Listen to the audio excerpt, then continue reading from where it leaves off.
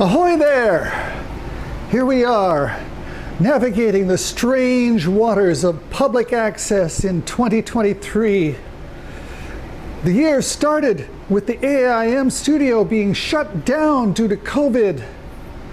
Our first show began like this.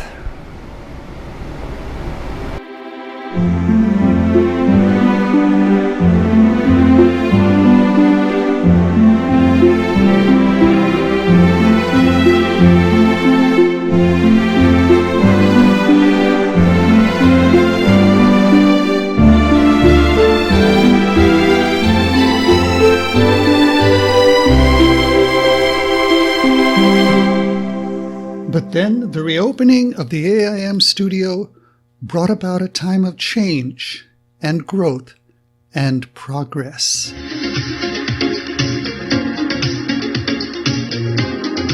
Greetings, everyone, and welcome to another edition of Don Hammond's Arlington Weekly News for this early part of January 2023.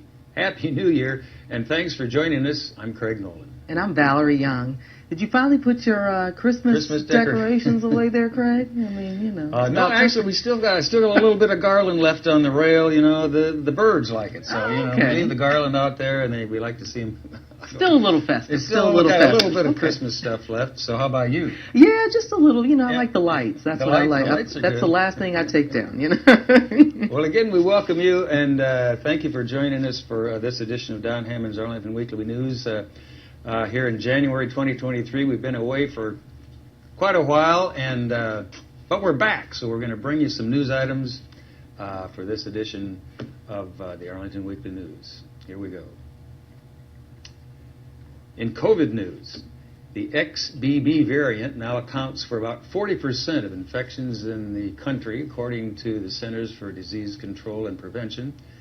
This percentage is expected to grow in the next few weeks. The XBB variant is still relatively new, and experts are working to find out how it differentiates from other COVID variants, like Omicron. Body aches and congestion seem to be the more typical symptoms associated with this variant. Omicron caused cold-like symptoms like sneezing, runny nose, and fatigue. The Delta variant was associated with loss of smell and taste. Doctors are seeing less shortness of breath with the XBB variant, and few patients needed supplemental oxygen. Martin Kursak, an infectious disease expert at the University of Colorado Medical Campus, stated that people's underlying health conditions, as well as genetics, will play a significant role in the types of symptoms that they develop from the COVID variant. The updated COVID shot was tweaked a bit in 2022 so that newer variants of the Omicron virus can be targeted. The shot does not work as well in preventing infections of the XBB variant. However, there have not been a rising number of deaths due to the variants, which proves that the shot has at least been able to protect people from severe outcomes. There is still a lot to learn about the COVID-19 virus and all of its variants, but one thing that we have learned for sure is that the booster has offered some sort of protection against all Omicron variants and is still highly recommended. So get that variant shot. Valerie. Thanks, Craig. Did you know that the food on your plate can either make or break your cardiac capacity? According to Rania Batani, MPH, owner of Essential Nutrition and author of the 111 Diet, states that heart-healthy foods contain nutrients that have been shown to benefit the cardiovascular system or reduce the risk of developing heart disease by lowering bad LDL cholesterol and blood triglycerides, reducing blood pressure, controlling weight, and or improving insulin sensitivity. A diet consisting of whole grains, produce, nuts, and beans, plus a little dairy here and there, can reduce your risk for heart disease by a third, according to a study in the Journal of the American College of Cardiology, published in 2016. Here are some of those not-so-good foods for your heart. Number 1, processed deli meats. These cured lunch meats contain a high amount of sodium nitrate. Nitrates can potentially increase internal inflammation. According to Suzanne Fisher, founder of the Fisher Nutrition Systems in Cooper City, Florida, this can lead to the stiffening or even narrowing of the arteries. Next on the list, hot dogs. I know those are some people's favorite foods. Saturated fats are higher in hot dogs and sausages. The low-fat options can even be high in sodium as well. Rotisserie chicken, again, high in sodium and saturated fats. Experts recommend roasting your own at home to control any extra amounts of added sodium.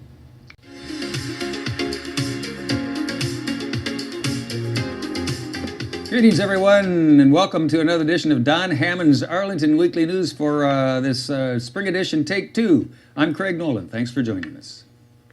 I'm Aparna Sane. Thanks for having me here. Hello, everyone. I'm Daniel Pineda. Good to have you back there, Mr. West Coaster down there. Absolutely, California. And you as well, Aparna. Thank you. And here we go with another edition of Don Hammond's Arlington Weekly News for somewhere around maybe the tail end of April. We're not too sure, but thank you for joining us. Here we go with the first of our news items. Information on IKEA in Pentagon City. IKEA in Pentagon City opens a new delivery store. The store's location is at 1201 South Hayes Street in the Pentagon Center.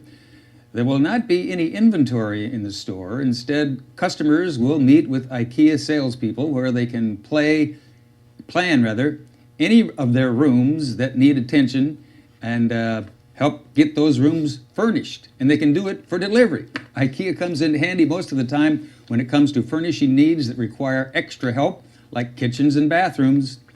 And it was only in recent years that IKEA rolled out an e-commerce platform selling furniture and other accessories online. The sales for the store grew rapidly at the onset, at the beginning of the pandemic. In the year 2016, IKEA's catalog had reached its peak.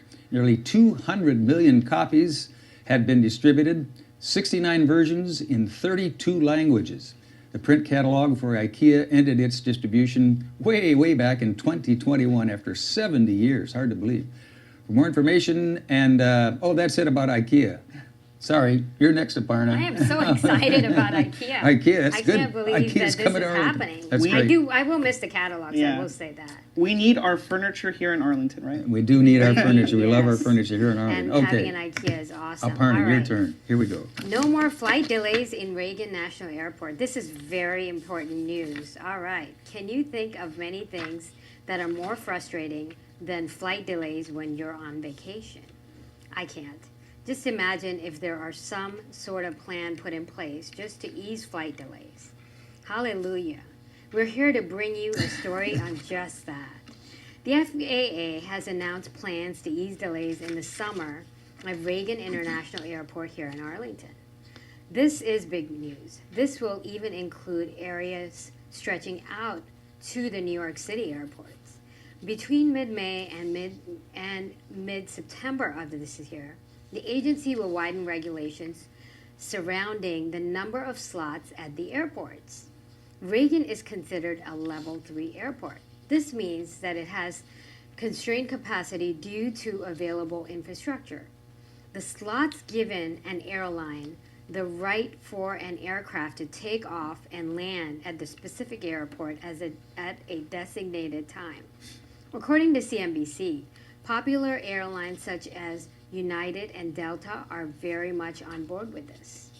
The FAA does acknowledge that safety mitigations were put in place for the COVID-19 pandemic, which greatly impacted controllers' training. However, training practices have been successful in reducing the majority of the training backlog. Exciting. Hallelujah. Hallelujah. Easing delays is always a good thing, right? Exactly. I'm ready for some vacation, so Yeah. it's definitely a great thing. Well, Arlington County could soon be seeing more multifamily homes in areas where there have been only single-family homes for many generations. The missing middle plan has been passed, which includes an order to add more moderately priced homes in the area. Beginning in July, 58 permits will be handed out to the county for housing that includes townhomes, duplexes, and 6-unit residential buildings. The cap for 58 permits per per year will end in 2028. The zoning changes bring more options for families who cannot afford single-family homes.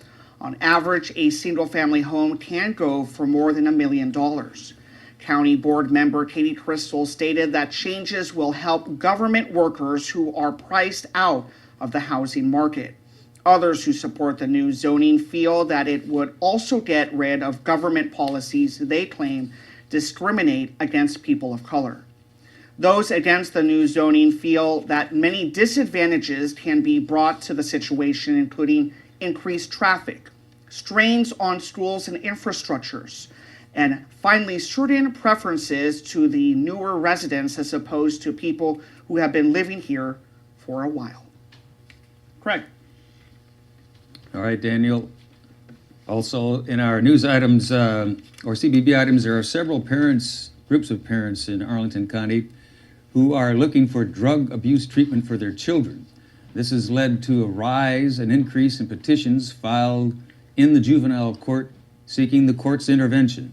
In the past, these types of petitions were filed by the school systems, but nowadays, parents find themselves taking matters into their own hands. There has been a 100% increase in the number of petitions filed with the court for supervision of a child. There have been a few occasions where the children themselves have come into court seeking intervention and treatment programs that the court cannot provide. There have been a rising number of fentanyl overdoses for youngsters under the age of 18 this year alone. Experts encourage parents to check on their child's behavior, take note of any signs of irritability, isolation, and changes in their social habits. And Aparna, you're next.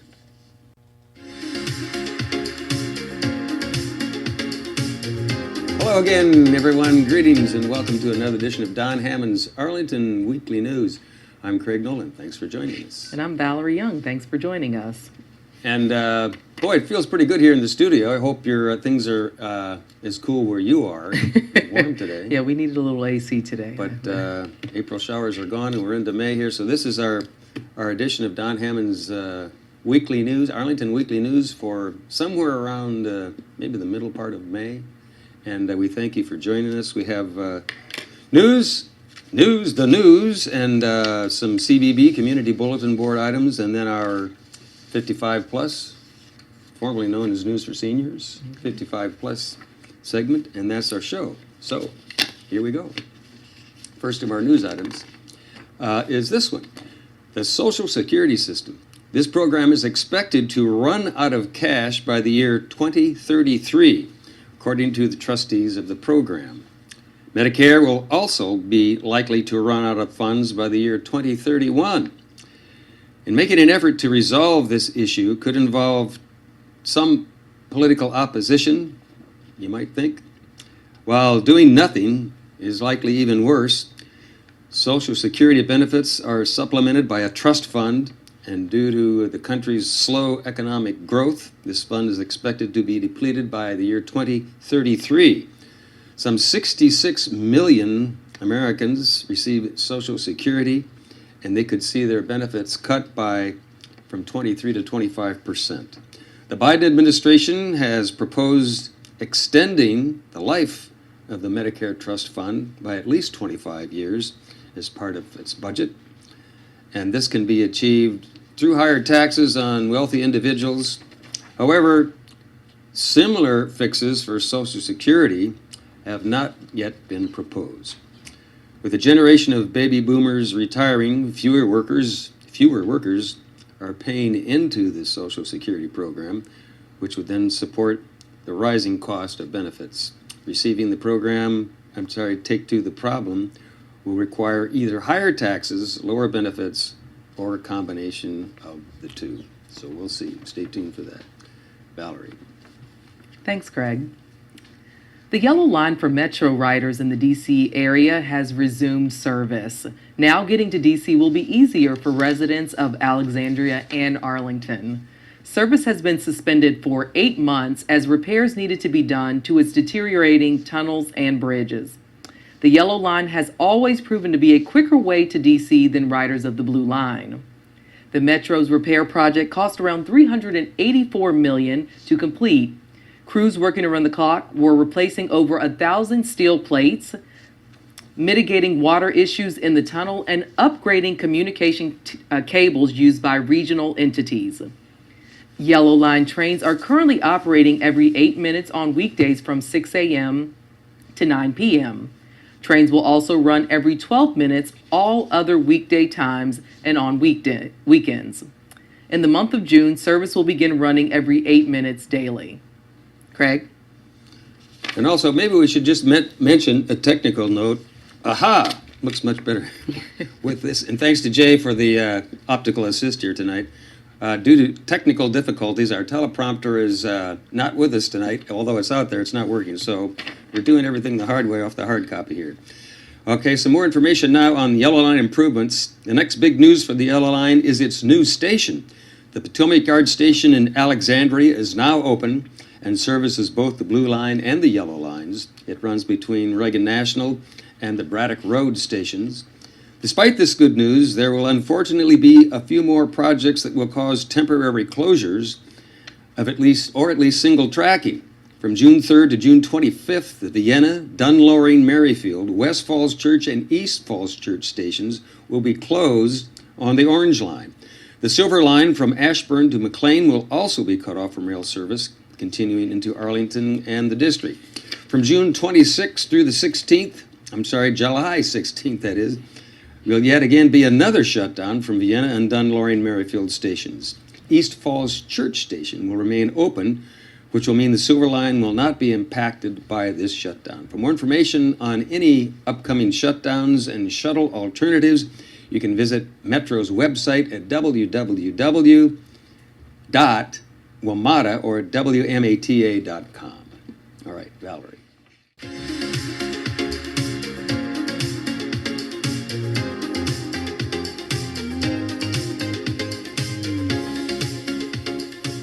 Greetings, everyone, and welcome to another edition of Don Hammond's Arlington Weekly News for this June, somewhere around the summer solstice 2023. I'm Craig Nolan. Thanks for joining us. And I'm Valerie Young. Hello, everyone. I'm Daniel Pineda. And we're all together again. Yes. It's good to have our Yes, regular cast and crew here. And before we begin all of this, we'd like to bring to your attention our new logo, which is just, we're unveiling our new logo for the Arlington Weekly News, which is right out here in the front of the desk. So if you take a gander at that, logo. sometimes Great logo. maybe just during the show we can give you a shot of just nothing but the logo, because it's really cool. It's really It's a nice. great new logo, and we hope you enjoy it as we are at this moment.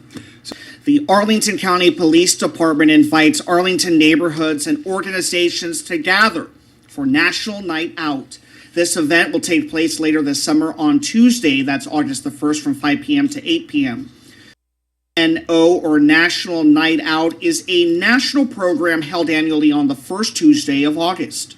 The year 2023 marked the 40th anniversary of community building that promotes police community partnerships and neighborhood camaraderie. On the National Night Out, outdoor events such as cookouts, block parties, and ice cream socials are held simultaneously around the Arlington County area as well as nationwide. The purpose is to strengthen the lines of communication between law enforcement and the community, which is vital to public safety. This event is also an opportunity to promote and practice crime prevention strategies. The Arlington County Police Department encourages participants to lock their doors, turn on porch lights, and any other safety methods listed in the county's 9 p.m. routine before spending the night out. Registration is free and provides police officers, Arlington County leaders, and other representatives an opportunity to attend events as time and circumstances permit. Please register no later than 11:45 p.m. on Friday, that's July 21st. Police cannot guarantee attendance at events registered after the deadline. For additional information or questions, contact Arlington County Police Department's Community Engagement Division. Here is the email address for you, acpdced@arlingtonva.us. Hey seniors, looking for some fun and exciting activities to do as the year 2023 comes to a close? Take a look at what Arlington County has in store for you. As we approach the winter season, the Arlington County 55+ community has plenty of activities in store for you. Come in and celebrate the holidays with fun. Holiday party featuring Ukulele Fever. On Friday, December 8th from 12 p.m. to 2 p.m., gather around with friends and family at the Walter Reed Community Center for holiday party featuring Ukulele Fever. Join us for a lightly catered lunch, games, and fun sponsored by the Walter Reed 55+ Advisory Committee and the Alliance for Arlington Senior Programs. There will also be a holiday performance and sing-along will be led by Walter Reed's Ukulele Fever. Upon registration for this program, the admission will be $10, and be sure to visit the Alliance website prior to the event. Aurora Hills Holiday Party. Friday, December 15th from 12:30 p.m. to 2:30 p.m. at the Aurora Hills Community Center. Come and join the Aurora Hills Holiday Party at the Aurora Hills 55+ Center. Activities include a light lunch, holiday sing-along, and prizes for the most festive holiday attire. We will also be collecting used coats and jackets for our coat drive in partnership with Burke and Herbert Bank. Coats will be cleaned by Crest Advanced Dry Cleaners and then distributed by the Salvation Army to those in need during the cold winter months. This event is sponsored by the Aurora 55+ Advisory Committee. Holiday Recipe Exchange. Get great ideas for holiday recipes this season. Bring your favorite holiday dishes that you would like to share and leave with new and fun recipes to try. This event will be hosted by the 55+ Center Director Ashley Gomez. This event takes place on Thursday, December 7th from 6 p.m. to 7 p.m. at Lubber Run. Karaoke for the holidays. Join us for a fun holiday sing-along with your favorite tunes. All languages and traditions are welcome. This event also takes place at Lubber Run and is on Thursday, December 14th from 6 p.m. to 7 p.m. Evergreen Wreath Making. Join Lynn Berry and 55+ Center Director Elizabeth Poole for a hands-on workshop on using natural materials to make holiday wreaths. All necessary supplies will be available. Please bring garden gloves, clippers, and any other decorative touches you would like to add. The program is sponsored in part by the Alliance for Arlington Senior Programs. This event takes place at Langston Brown on Friday, December 8th from 10:30 a.m. to 12:30 p.m. Holiday Trivia and Social. Test your holiday trivia social skills while enjoying holiday treats. Trivia is always a fun way to learn facts while gathering around with friends and family. Snacks are provided by the Langston Brown 55+ Advisory Committee. This event takes place at, again, Langston Brown on Friday, December 15th from 1:30 p.m. to 2:30 p.m. Holiday Bingo. Play bingo, win holiday prizes, and enjoy the company. The event is sponsored by the Aurora Hills 55+ Advisory Committee. This event takes place on Wednesday, December 13th from 1:30 p.m. to 2:30 p.m. at none other than Aurora Hills. And Holiday Cookie Recipe Swap. It's that time of the year for holiday baking. Bring your favorite cookie recipes and share them with others. Leave with new recipes to bake at home. This event is facilitated by the 55+ Center Director, Leela Page, and takes place on Wednesday, December 20th from 1 p.m. to 2 p.m. at Aurora Hills. For all of these events, you can register online or by phone. For any questions on how to attend any of these events, visit arlingtonva.us/DPR or call 703-228-4747. And now, back to the Arlington Weekly News.